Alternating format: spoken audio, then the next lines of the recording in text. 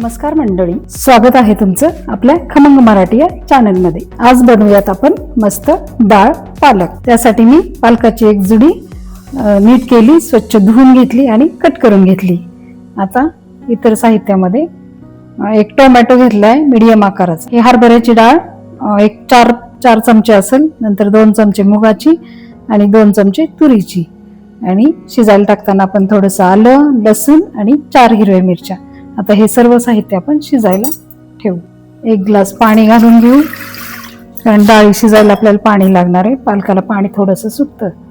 नंतर पालक, आलं, लसूण, मिरची, नंतर हा टोमॅटो। आता ह्या डाळी सर्व मी 2-3 पाण्याने धुवून घेतल्यात, त्या आपण टाकून घेऊ।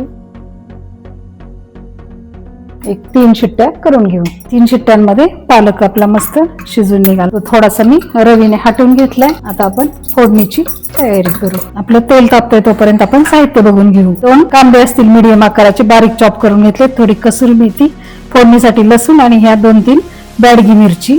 आणि मसाल्यांमध्ये लाल तिखट आहे मोठ्या पोहे खाण्याच्या चमच्याने 1 चमचा भरून। नंतर ही धने जिरे पूड अर्धा चमचा आणि ही 1 चमचा असेल किचन किंग मसाला। आणि हे आपल्याला भाजीला लागेल एवढं आपण मीठ घेतलेलं आहे।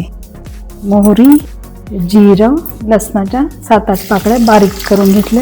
लगेच ह्या 2-3 बॅडगी मिरची, कांदा टाकून घेऊ। कांदा आपला 2 मिनिट मस्त गुलाबी रंगावर परतलाय। आपण थोडासा हिंग, नंतर 1 चमचाभर ही हळद, कसुरी मेथी टाकून घेऊ। आणि हे घेतलेले मसाले पण, मसाले आपले मस्त परतून झाले। आता आपण हा पालक टाकून घेऊ। मीठ पण आता लगेच टाकून घेऊ। मस्त एकदा सगळीकडून हलवून घेऊ। 7-8 मिनिट मस्त उकळू देऊ। तयार आहे आपला डाळ पालक।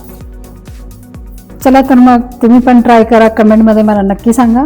भेटूयात पुन्हा अशाच एखाद्या नवीन रेसिपीसह। तोपर्यंत मस्त राहा आणि चवीने खा। Thank you for your love and support.